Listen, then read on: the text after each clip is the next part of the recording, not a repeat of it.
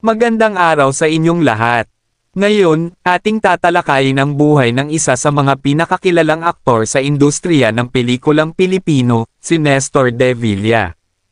Mula sa kanyang kabataan, kasikatan, hanggang sa kanyang huling mga araw, samahan ninyo ako sa paglalakbay sa buhay ni Nestor De Villa, dito lamang sa Pinoy Wisdom.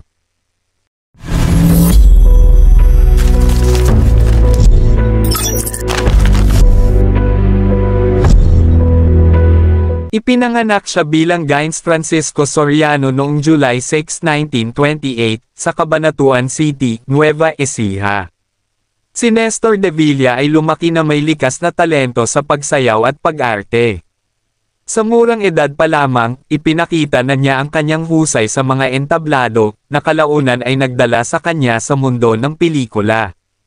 Nagsimula ang karera ni Nestor De Villa sa LVN Pictures noong 1951.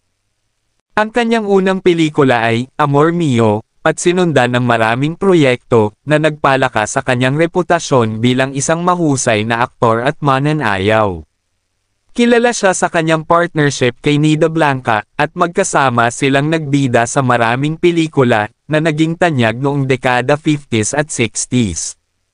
Ang kanilang tambalan ay naging simbolo ng kahusayan sa pelikulang Pilipino, at binansagan siyang Fred Astaire ng Pilipinas dahil sa kanyang galing sa pagsayaw. Sa kanyang karera, lumabas si Nestor De Villa sa maraming pelikula tulad ng Waray-Waray 1954, Tumbalik na Daigdig 1953, at Ikaw Kasi 1955. Siya rin ay 3 beses na nominado para sa FAMAS Best Actor Award para sa mga pelikulang Mga Yapak na Walang Bakas, 1962, Naku Yabang, 1964, at Siete Dolores, 1968. Noong dekada 80s, muling nagbalik ang tambalan nila ni Nida Blanca sa mga pelikulang Forgive and Forget at Saan Darating ang Umaga, na parehong pumutok sa takilya. Si Nestor De Villa ay ikinasal kay Merel Ocacho at sila ay nagkaroon ng 4 na anak. Ang kanya namang apong si Paul Soriano ay naging isang kilalang TV at commercial director. Sa kabila ng kanyang kasikatan, nanatili siyang mapagmahal na ama at lolo na nagsilbing inspirasyon sa kanyang pamilya. Pumanaw si Nestor De Villa noong February 21, 2004, sa edad na 75 dahil sa komplikasyon mula sa hepatobiliary cancer. Ang kanyang pagpanaw ay isang malaking kawalan sa industriya ng pelikulang Pilipino, ngunit ang kanyang mga kontribusyon ay patuloy na naaalala, at binibigyang pugay ng kanyang mga tagahanga at kapwa-artista.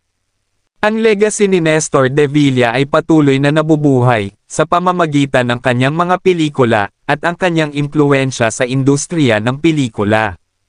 Sa pagtatapos ng ating pagtalakay, masasabing si Nestor De Villa ay isang tunay na alamat sa mundo ng pelikulang Pilipino. Ang kanyang dedikasyon sa sining ng pag-arte, at ang kanyang mga natatanging pagganap ay mananatiling buhay sa puso ng kanyang mga tagahanga.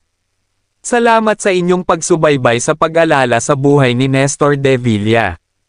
Huwag kalimutang mag-subscribe at i-click ang notification bell para sa mga susunod pang mga kwentong hatid sa inyo. Salamat sa panunood at hanggang sa muli, dito lamang sa Pinoy Wisdom.